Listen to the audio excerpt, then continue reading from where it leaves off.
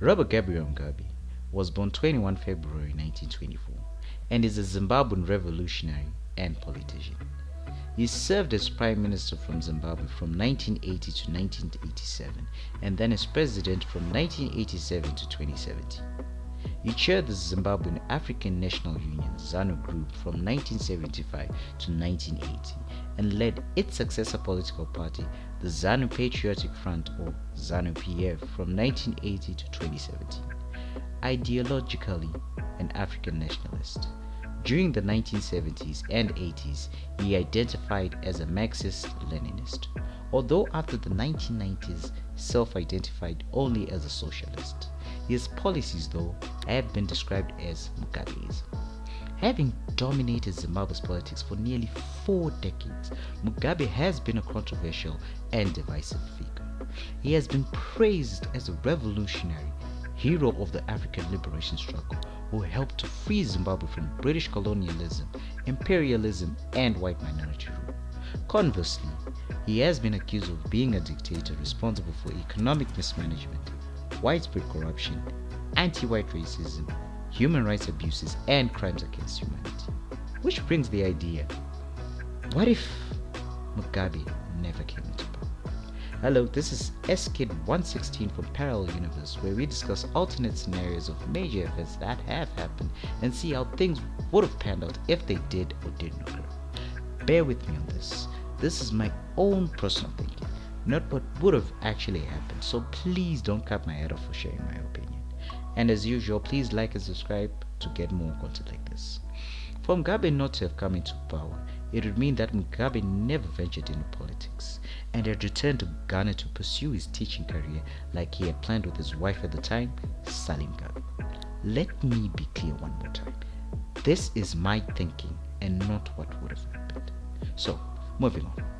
If this had happened, then it would mean that Dlamini Stoli would have become leader of the party. But Dlamini wasn't as influential as Mugabe, nor was he as skilled in oratory. Therefore, the ZANU-PF would not have been as vibrant as we know it now. And this could have led to a unity government between ZANU and the Joshua Nkomo-led party, a predominantly Ndebele party, so that they could fight for equality as one. What you have to understand is this. Zimbabwe has 2 dominant tribes, which are the Shona and the Ndebele. The Shona making up over 75% of the population, and the Ndebele making up about just above 20%. The Shona were the first to arrive in Zimbabwe during the Bantu migration around 1100 and 1300 AD, and the Ndebeles migrated from modern-day South Africa in 1831. Since then, the two tribes have not had the best of relations, as the Ndebeles constantly raided the Shonas, and even during colonial times they fought separate wars which caused independence to be delayed because the white government was able to exploit these weaknesses.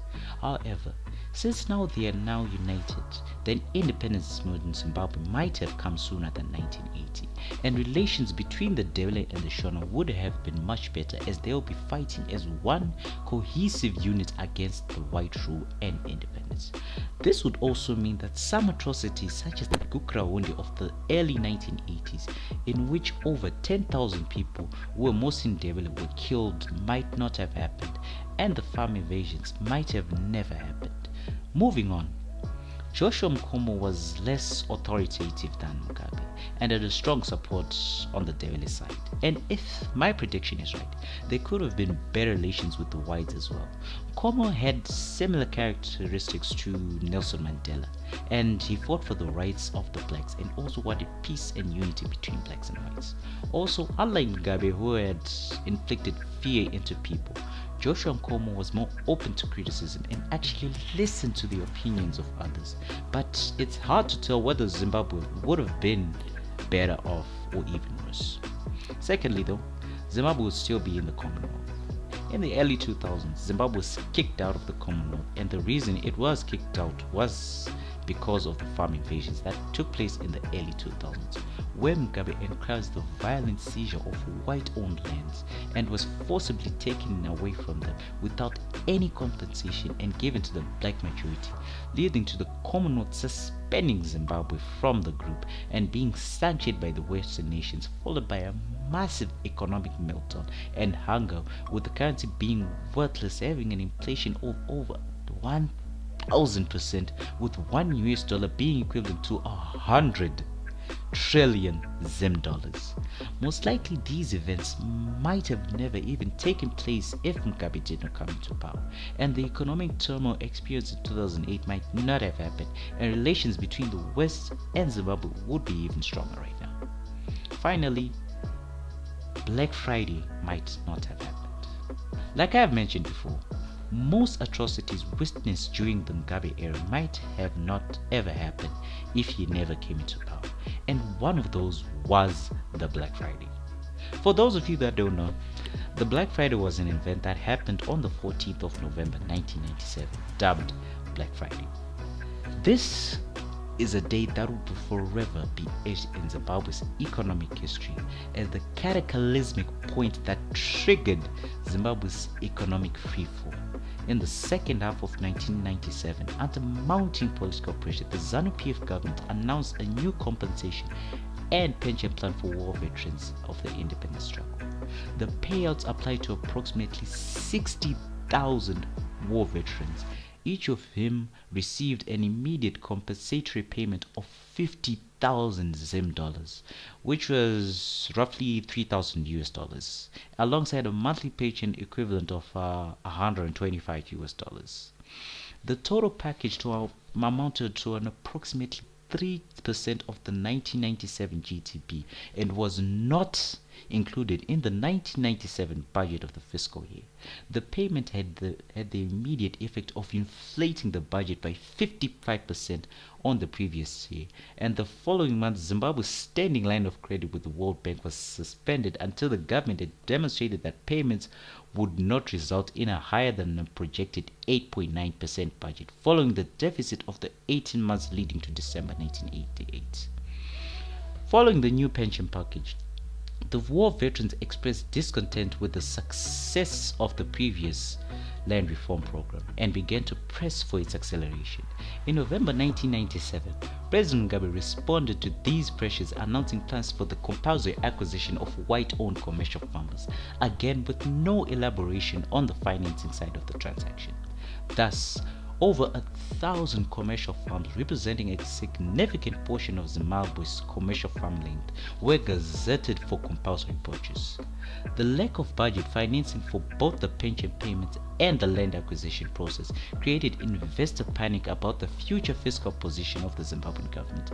The resulting flight of foreign capital caused crashes in the Zimbabwean money and capital markets and exhausted the foreign reserves of the RPZ.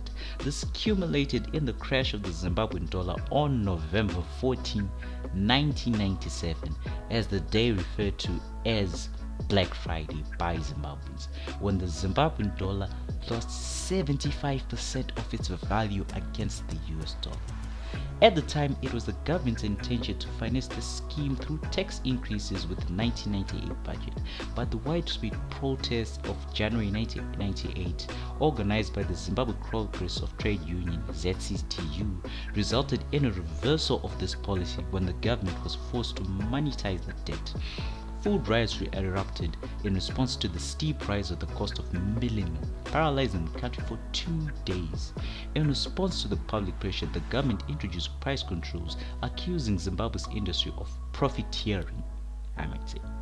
Then, in September 1998, even as the economic conditions worsened, the president sent 11,000 troops to the DRC to back discredited leader Laurent Kabila, who was facing a civil rebellion backed by Rwanda and Uganda. The military move was unbudgeted, and inflation continued to rise at a peak of 70% in October, before easing to 57% by end of 1999. And the real GDP also fell by 0.2% as a 7% decline in manufacturing output more than offset gains in agriculture and tourism. All this could have been avoided if Mugabe did not come into power. But because of his refusal to listen to advisors, he destroyed this beautiful country. And over 20 years after this incident, the effects are still being felt to today through the cash crisis, high rate of poverty, and unemployment. However, it is also hard to tell if life would have been better if Mugabe was not in power. Maybe the person who took over the post might have been worse than Mugabe, but that's just my own silly opinion on the matter. Anyway, I hope you liked this episode, and if you have any comments or suggestions, please let me know in the comments below. From me and the rest of the team, goodbye.